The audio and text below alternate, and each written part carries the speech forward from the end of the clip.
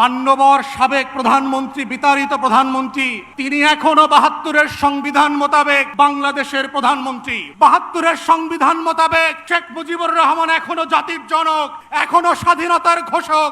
আপনি শুধুমাত্র প্রধানমন্ত্রী আমার ২৪-এর ১৪০০ শহীদের কারণে।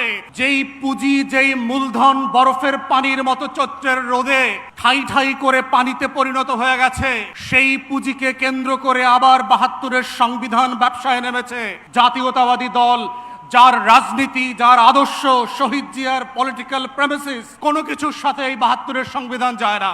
এবং যায় না বলে দেখেন আপনারা কিভাবে আগুন নিয়ে খেলছেন।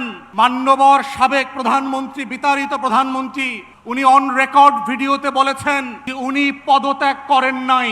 ওনার এমপ্লয়ি চুপ্পু সে বলেছে তিনি কোনো পদত্যাগ পত্র পান নাই। তাহলে ৭২-এর সংবিধান মোতাবেক ২৪-এর ডামি নির্বাচন মোতাবেক যেই প্রধানমন্ত্রী পদত্যাগ করেন নাই আর যার কাছে পদত্যাগ পত্র দেওয়া হয়েছিল তিনি পান নাই, তিনি এখনো ৭২-এর সংবিধান মোতাবেক বাংলাদেশের প্রধানমন্ত্রী। ২০০-র বেশি সার্ভিস ও ফিচারে লেনদেনের সব বিকাশ অ্যাপে সম্ভব। তাহলে আজকে যারা ৭২-এর সংবিধান নিয়ে খেলছেন আপনাদেরকে জিজ্ঞেস করতে হবে নিজেদেরকে, বাংলাদেশে কি আজকে দুটো সংসদ আছে? বাংলাদেশে কি আজকে দুজন প্রধানমন্ত্রী আছে? একজন বিতাড়িত হয়েছেন আর একজন বিতাড়িত হওয়া প্রধানমন্ত্রীর চেয়ারে বসে আছেন। আমাদের বক্তব্য খুব পরিষ্কার, মাননীয় প্রধানমন্ত্রী, আপনি শুধুমাত্র প্রধানমন্ত্রী জুলাইয়ের কারণে, আপনি শুধুমাত্র প্রধানমন্ত্রী আমার ২৪-এর ১৪০০ শহীদের কারণে, আপনি শুধুমাত্র প্রধানমন্ত্রী আমার ২৬,০০০ আহত ভাই বোনের কারণে।